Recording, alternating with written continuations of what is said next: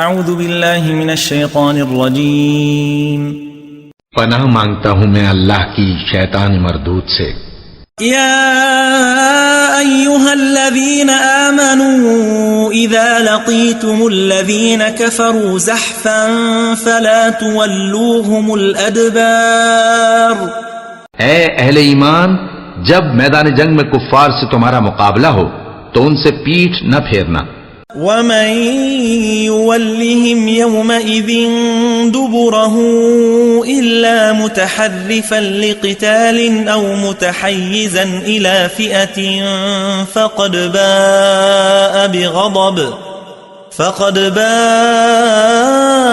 بغضب من الله ومأواه جهنم وبئس المصير۔ اور جو شخص جنگ کے روز اس صورت کے سوا کہ لڑائی کے لیے کنارے کنارے چلے، یعنی حکمت عملی سے دشمن کو مارے یا اپنی فوج میں جا ملنا چاہے، ان سے پیٹ پھیرے گا تو سمجھو کہ وہ اللہ کے غضب میں گرفتار ہو گیا، اور اس کا ٹھکانہ دوزخ ہے، اور وہ بہت ہی بری جگہ ہے۔